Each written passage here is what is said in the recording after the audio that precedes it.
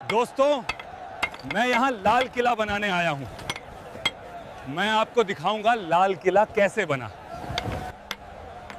तो वीडियो को पूरा देखें और चैनल को सब्सक्राइब कर लीजिए। वक्त इस दुनिया का सबसे बड़ा और सबसे क्रूर किस्सा गो है। यह अपनी आंखों से साम्राज्यों को बनते, संवरते और फिर खाक में मिलते हुए देखता है। अगर दिल्ली की जमीन पर खड़े होकर वक्त से पूछा जाए कि उसने इस शहर का सबसे सुनहरा और सबसे खौफनाक दौर कहां देखा है, तो उसकी उंगली लाल बलुआ पत्थर से बनी एक विशाल और भव्य इमारत की तरफ उठेगी, जिसे आज की दुनिया लाल किला के नाम से जानती है। लेकिन क्या आप जानते हैं कि जिस इमारत को हम लाल किला कहते हैं, उसका यह नाम कभी था ही नहीं। यह नाम तो बहुत बाद में अंग्रेजों की देन है, जिन्होंने इसकी लाल दीवारों को देखकर इसे यह नाम कहना शुरू कर दिया। इसका असली नाम तो किला ए मुबारक था, जिसका मतलब होता है एक भाग्यशाली या पवित्र किला। और इसकी कहानी शुरू होती है एक ऐसे बादशाह के ख्वाब से जिसे पत्थरों में जान फूंकने का शौक था। मुगल बादशाह शाहजहां। बात 1630 के दशक की है। मुगल साम्राज्य की राजधानी उस वक्त आगरा हुआ करती थी। आगरा शहर अपनी तंग गलियों, बढ़ती आबादी और गर्मियों में झुलसा देने वाली गर्मी से परेशान था। शाहजहां, जो अपनी कला और वास्तुकला के प्रेम के लिए जाने जाते थे, उनका मन आगरा से भर चुका था। उन्हें एक ऐसे शहर की तलाश थी जहां वो अपने सपनों की दुनिया बसा सकें। और फिर उनकी नजर गई यमुना के किनारे बसी एक पुरानी जमीन पर, दिल्ली। शाहजहां ने तय किया कि मुगलों का तख्त अब आगरा से दिल्ली जाएगा। 1638 में उन्होंने दिल्ली में एक नया शहर बसाने का हुक्म दिया, जिसे नाम दिया गया शाहजहानाबाद, जिसे आज हम पुरानी दिल्ली कहते हैं। और इसी शहर के बिल्कुल बीचों बीच यमुना नदी के ठीक किनारे नींव रखी गई दुनिया के सबसे आलीशान किले की, किला ए मुबारक की। इस किले को बनाने में पूरे 10 साल का वक्त लगा। उस्ताद अहमद लाहौरी, जिन्होंने ताजमहल का खाका तैयार किया था, उन्हीं के हाथों इस किले का नक्शा भी खींचा गया। 1648 में जब यह किला पूरी तरह से बनकर तैयार हुआ, तब शाहजहां दिल्ली में नहीं बल्कि अफगानिस्तान के काबुल में थे। जैसे ही उन्हें यह पैगाम मिला कि उनका सपनों का किला तैयार है, वो बिना कोई वक्त गवाए दिल्ली की तरफ चल पड़े। इस भव्य किले की बनावट में जो सबसे खास चीज थी, वो थे इसके दरवाजे। लाल किले के 2 सबसे मुख्य प्रवेश द्वार हैं, दिल्ली दरवाजा और लाहौरी दरवाजा। दिल्ली दरवाजा वह द्वार था जहां से निकलकर शाहजहां अक्सर जुमे की नमाज अदा करने जामा मस्जिद जाया करते थे। लेकिन किले का सबसे अहम और शाही दरवाजा था लाहौरी दरवाजा। इसका नाम लाहौरी इसलिए पड़ा क्योंकि इसका मुंह लाहौर शहर की तरफ खुलता था। मुगलों के द्वार में आगरा, दिल्ली और लाहौर, ये तीनों शहर सत्ता के सबसे बड़े केंद्र थे। लेकिन आज जब आप लाहौरी दरवाजे को चांदनी चौक की तरफ से देखते हैं, तो आपको दरवाजा सीधा नजर नहीं आता, बल्कि उसके आगे एक बड़ी सी दीवार नजर आती है। यह दीवार शाहजहां ने नहीं बनवाई थी, इसे बनवाया था उनके बेटे और मुगल बादशाह औरंगजेब ने। औरंगजेब को लगता था कि लाहौरी दरवाजे से बाहर खड़े होकर कोई भी आसानी से किले के अंदर की हलचल, यहाँ तक कि दीवान ए आम को देख सकता है। किले की सुरक्षा को बढ़ाने के लिए उसने दरवाजे के ठीक आगे एक घुमावदार दीवार खड़ी कर दी। उस वक्त शाहजहां अपने ही बेटे औरंगजेब द्वारा आगरा के किले में कैद थे। जब उन्हें पता चला कि औरंगजेब ने लाहौरी दरवाजे के आगे दीवार खड़ी कर दी है, तो उन्होंने भारी मन से औरंगजेब को एक खत लिखा था। उस खत में शाहजहां के अल्फाज कुछ यूं थे: बेटे, तुमने यह दीवार खड़ी करके किले को सुरक्षित नहीं किया है, बल्कि तुमने किले रूपी दुल्हन के चेहरे पर घूंघट डाल दिया है। इसी वजह से इतिहास में इस दीवार को घूंघट वाली दीवार भी कहा जाता है। विडंबना देखिए, जिस दीवार को एक मुगल बादशाह ने सुरक्षा के लिए बनवाया था, उसी दीवार की प्राचीर से आजादी के बाद 15 अगस्त 1947 को आजाद भारत के पहले प्रधानमंत्री पंडित जवाहरलाल नेहरू ने पहली बार तिरंगा फहराया था। जैसे ही आप लाहौरी दरवाजे से किले के अंदर कदम रखते हैं, आपके सामने मुगलों का एक अलग ही संसार खुल जाता है। अंदर जाते ही जो सबसे पहली जगह आती है, वह है छत्ता बाजार, जिसे मीना बाजार भी कहा जाता है। शाहजहां ने यह बाजार खास तौर पर अपनी बेगमों और शाही परिवार की औरतों के लिए बनवाया था। अरब, फारस और तुर्की से बड़े बड़े व्यापारी यहाँ रेशम, कीमती पत्थर, इत्र और जेवरात लेकर आते थे। यह छत से ढका हुआ एक ऐसा अद्भुत बाजार था जो आज भी 350 सालों बाद अपनी उसी जगह पर मौजूद है, जहां आज सैलानी अपनी यादों के लिए सामान खरीदते हैं। छत्ता बाजार की रंगीनियों को पार करते ही आप एक खुली जगह पर आते हैं और आपके सामने खड़ी होती है एक और शानदार लाल इमारत, नौबत खाना। नौबत खाना यानी वो जगह जहां शाही शहनाई और नगाड़े बजते थे। दिन में 5 बार यहाँ अलग अलग धुनों में नौबत बजाई जाती थी, जो शहर के लोगों को वक्त का अंदाजा देती थी। जब भी कोई बड़ा शाही मेहमान या खुद बादशाह किले में आते थे, तो इसी नौबत खाने से नगाड़ों की गूंज पूरी दिल्ली में यह ऐलान कर देती थी कि शहंशाह तशरीफ ला रहे हैं। यह वही नौबत खाना है जहां बाद के मुगल काल में सत्ता के खूनी खेल खेले गए और जहां बादशाह जहांदार शाह और फर्रुखसियर का कत्ल किया गया था। नौबत खाने की खूनी और संगीतमय दहलीज को पार करते ही आपके सामने एक विशाल और खुला हुआ प्रांगण आता है। यह वह जगह है जहां मुगल सल्तनत की आवाज गूंजा करती थी। लाल बलुआ पत्थर के भव्य और नक्काशीदार खंभों पर टिका यह मंडप दीवान-ए-आम कहलाता है। नाम से ही स्पष्ट है कि यह वह दरबार था जहां एक आम इंसान, एक फकीर या एक किसान भी अपने बादशाह के सामने अपनी फरियाद लेकर आ सकता था। दीवान-ए-आम के बिल्कुल बीचों बीच दीवार के साथ सटा हुआ संगमरमर से बना एक बेहद खूबसूरत और ऊंचा झरोखा सिंहासन है। जब शाहजहां या मुगले आजम यहाँ बैठते थे तो उन्हें पूरे दरबार का साफ नजारा दिखता था। इस भव्य सिंहासन को नशेमन ए जिल ए इलाही कहा जाता था, जिसका शाब्दिक अर्थ है धरती पर ईश्वर की परछाई का निवास। मुगल बादशाह खुद को खुदा का नुमाइंदा मानते थे और यह सिंहासन उसी रुतबे का प्रतीक था। इस ऊंचे सिंहासन के ठीक नीचे संगमरमर का एक शानदार चबूतरा रखा हुआ है। यह वह जगह थी जहां वजीर-ए-आजम प्रधानमंत्री खड़े होकर अवाम की अर्जियां जोर जोर से पढ़ते थे और बादशाह सलामत ऊपर बैठकर अपना फैसला सुनाते थे। लेकिन दीवान-ए-आम के इस सिंहासन की सबसे अद्भुत चीज है इसके पीछे की दीवार। अगर आप कभी करीब से गौर करें तो इस काले संगमरमर की दीवार पर रंग बिरंगे कीमती पत्थरों को तराश कर बनाई गई एक ऐसी चित्रकारी है जिसकी मिसाल उस दौर में पूरी दुनिया में नहीं मिलती थी। पत्थरों के अंदर पत्थर जड़ने की इस नायाब कला को परचिनकारी कहा जाता है। इस बेमिसाल नक्काशी को एक मशहूर विदेशी कलाकार ने अपने हाथों से उकेरा था। इस दीवार पर पक्षियों, फूलों और यूनानी देवता की आकृतियाँ इतनी सजीव हैं कि लगता है जैसे पत्थर अब भी बोल पड़ेंगे। दीवान-ए-आम की इस आम दुनिया से निकलकर जब हम किले के और अंदरूनी हिस्सों की तरफ बढ़ते हैं तो वास्तुकला पूरी तरह बदल जाती है। लाल पत्थरों की जगह अब सफेद चमकता हुआ संगमरमर ले लेता है। यह मुगल साम्राज्य का सबसे सुरक्षित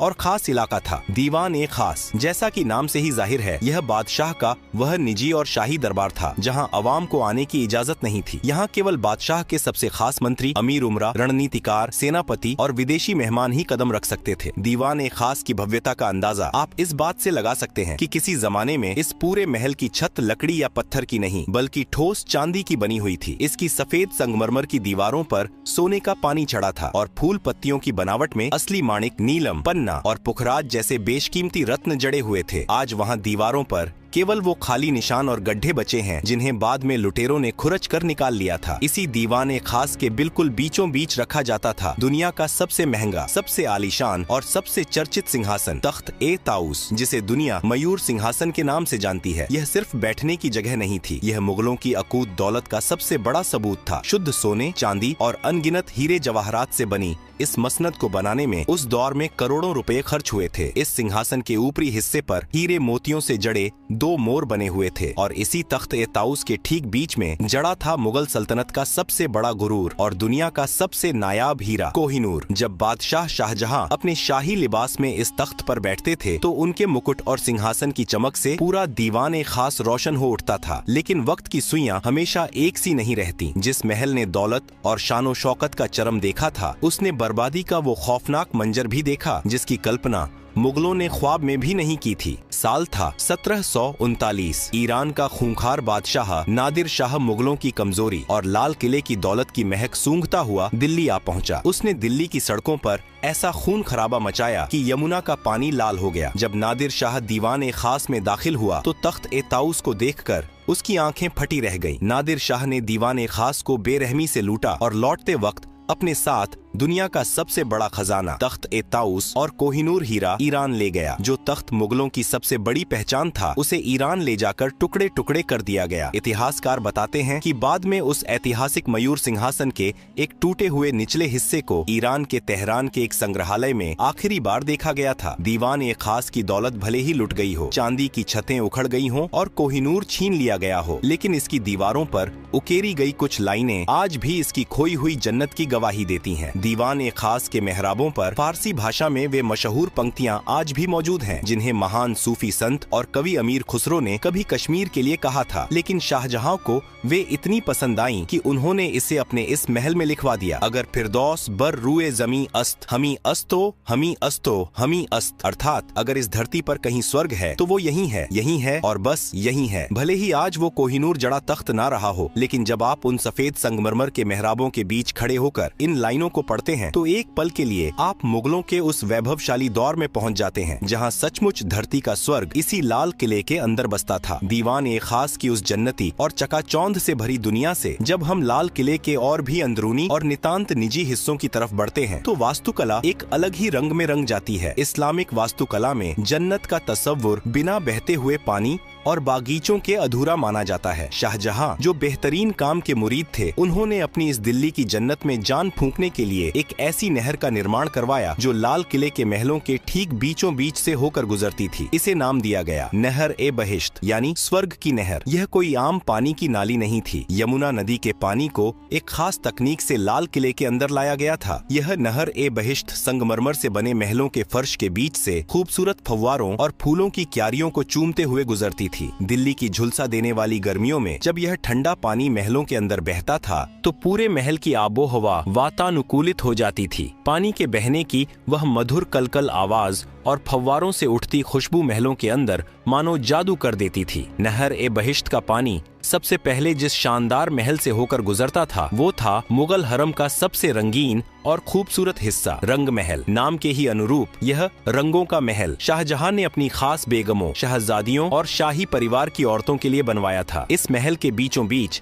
संगमरमर का एक बेहद खूबसूरत कमल के आकार का फव्वारा था, जिसमें जब नहर ए बहिश्त का पानी गिरता था तो वह किसी खिले हुए फूल सा लगता था। रंग महल की छतों और दीवारों पर शीशे और बेशकीमती पत्थर इस तरह जड़े गए थे कि रात के वक्त जब यहाँ मोमबत्तियां जलाई जाती थीं, तो पूरा महल तारों भरे आसमान की तरह झिलमिला उठता था। लेकिन वक्त का सितम देखिए, जिस रंग महल में कभी मुगल शहजादियों की पायलों की झंकार गूंजती थी और इत्र की महक हवाओं में तैरती थी, 1857 के गदर के बाद जब अंग्रेजों ने लाल किले पर कब्जा किया तो उन्होंने इस नायाब महल को अपनी सेना की रसोई में तब्दील कर दिया। उन क्रूर सैनिकों ने दीवारों पर जड़े सारे कीमती पत्थर और शीशे खुरच कर निकाल लिए और उस जन्नती महल की दीवारों को धुएं से काला कर दिया। रंग महल के ठीक बगल में एक और शानदार इमारत खड़ी है जिसका नाम है मुमताज महल। शाहजहां ने इस महल का नाम अपनी सबसे महबूब बेगम मुमताज महल की याद में रखा था, जिनकी मौत इस किले के बनने से कई साल पहले ही हो चुकी थी। मुमताज महल भी शाही औरतों का ही निवास स्थान था। यहाँ की निजता इतनी सख्त थी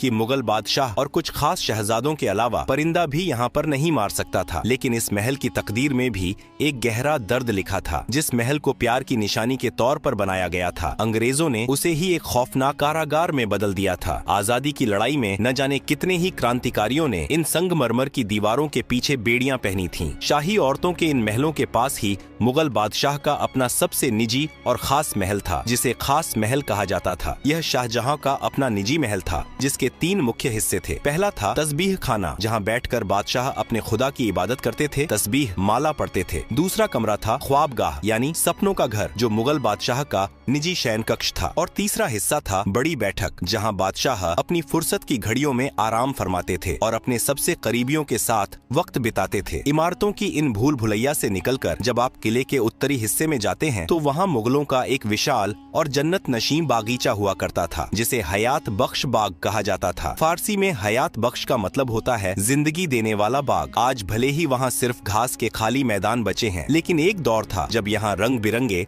और खुशबूदार फूलों के गलीचे बिछे रहते थे और बीच बीच में फव्वारे नाचते थे। इसी हयात बख्श बाग के दोनों सिरों पर 2 बिल्कुल एक जैसी दिखने वाली संगमरमर की इमारतें मंडप आमने सामने खड़ी हैं। लाल किले के पूरे इतिहास में इन 2 इमारतों का नाम सबसे अनोखा है। मुगल दौर में जहां हर इमारत का नाम फारसी भाषा में रखा गया था, जैसे दीवान ए आम, नौबत खाना, वहीं इन 2 इमारतों का नाम शुद्ध हिंदी या हिंदुस्तानी महीनों के नाम पर रखा गया, सावन और भादो। क्या आप जानते हैं कि इनका यह नाम क्यों पड़ा? मुगलों को बारिश के मौसम से बेइंतहा मोहब्बत थी। सावन और भादो मानसून के वो 2 महीने हैं जब भारत में झमाझम बारिश होती है। इन दोनों मंडपों के अंदर एक ऐसा जादुई जल प्रणाली बनाया गया था कि जब नहर का पानी छत से होकर नीचे गिरता था तो ऐसा लगता था मानो सावन और भादों की मूसलाधार बारिश हो रही हो। जब असली बारिश नहीं होती थी तब भी शाही परिवार के लोग सावन और भादों के मंडप में बैठकर कृत्रिम बारिश का लुत्फ उठाते हुए जन्नत का एहसास करते थे। सावन और भादों के उन हसीन और रोमानी मंडपों से जब हम आगे बढ़ते हैं तो लाल किले की दास्तान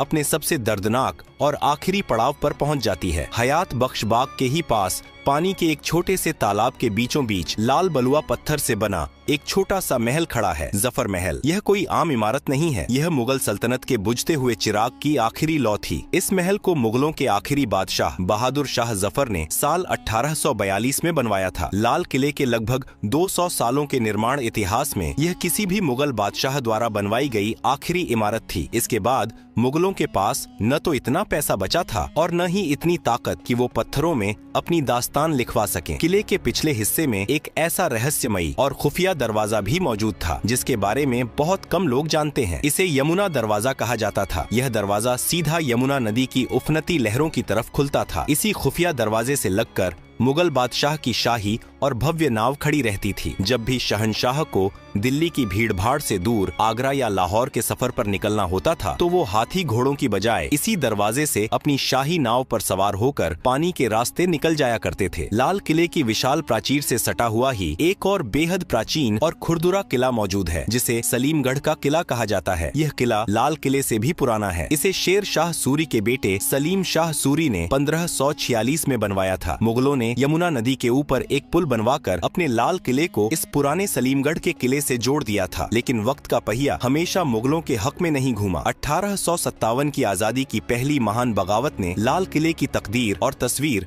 दोनों को हमेशा के लिए बदल कर रख दिया। जब अंग्रेजों ने आखिरकार दिल्ली और इस किले पर कब्जा किया तो उन्होंने इसकी मुगल रूह को ही छलनी कर दिया। लाल किले के अंदर एक बेहद खूबसूरत और तिलिस्मी बाग हुआ करता था, मेहताब बाग, जिसका मतलब होता है चांदनी रात का बागीचा। अंग्रेजों ने अपनी नफरत में इस हसीन बागीचे को बेरहमी से उजाड़ दिया। फूलों और फव्वारों की जगह उन्होंने अपनी फौज के रहने के लिए भद्दी लाल ईंटों वाली नीरस इमारतें खड़ी कर दी। इन इमारतों को सैनिक कक्ष कहा जाता है। आज जब आप लाल किले में मुगल वास्तुकला की बारीक और रेशमी नक्काशी के ठीक सामने अंग्रेजों की बनाई इन चौकोर अंग्रेजी वास्तुकला की इमारतों को देखते हैं तो दोनों के बीच का अंतर चीख चीख कर मुगलों के पतन और अंग्रेजों के जुल्म की गवाही देता है। अंग्रेजों ने लाल किले के लगभग 80% शाही महलों और बागीचों को नष्ट कर दिया था। लेकिन लाल किले के इतिहास का सबसे स्याह और रुला देने वाला दिन वह था जब इसी किले के अंदर, जहाँ कभी मुगल बादशाहों का एक इशारा पूरी दुनिया का कानून हुआ करता था, वहीं भारत के आखिरी बादशाह बहादुर शाह जफर को